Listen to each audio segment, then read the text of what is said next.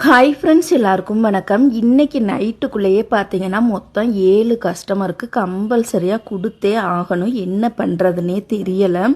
அதில் 7 கஸ்டமரில் 4 கஸ்டமர் மட்டும் பார்த்தீங்கன்னா 10 மணிக்கே கொடுத்துருங்க அப்படின்னு சொல்லியிருக்காங்க. 10 மணிக்கு எத்தனை கஸ்டமருக்கு தாங்க கொடுக்க முடியும்? ஒரு கஸ்டமருக்கு கூட தைக்க முடியாது. என்ன பண்ணுறதுனே தெரியலை.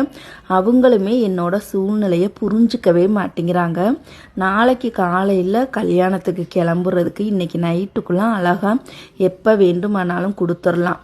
ஆனால் காலையில் 10 மணிக்கே வேணும்னு டார்ச்சர் பண்ணுறாங்க. என்ன பண்ணுறதுனே தெரியலை. இருந்தாலும் முடிஞ்ச அளவுக்கு நான் வரிசையாக ஒவ்வொரு கஸ்டமருக்காக முடிச்சுட்டு தான் ஃபோன் பண்ணி சொல்லணும். நேற்று நைட்டு பார்த்தீங்கன்னா 3 கஸ்டமர் துணியை நான் கொண்டுக்கிட்டு வந்திருந்தேன். சரி, 2 கஸ்டமருக்கு வீட்டில் தச்சு முடிச்சுட்டு அந்த 3ஆவது கஸ்டமருக்கு கட் பண்ணி வச்சோம்னா மறுநாள் காலையில் வெள்ளனவே கடையை திறந்துட்டு நம்ம ஃபாஸ்ட்டாக தைச்சோம்னா அவங்க கேட்டால் அந்த 11 மணி டயத்துக்கு கொடுத்துடலாம் அப்படின்னு சொல்லிட்டு தான் 3 கஸ்டமர் துணியை நேற்று நைட்டு வீட்டுக்கு நான் கொண்டுட்டு வந்திருந்தேன்.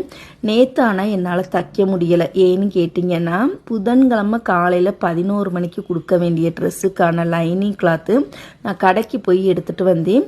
கடையிலேருந்து 8 மணிக்கு வந்த உடனே டக்குன்னு பசங்களுக்கு காஃபியை போட்டு குடிச்சிட்டு 8:30க்கு கிளம்புனது தான் நான் ரிட்டன் வீட்டுக்கு வரும்போது கரெக்டாக மணி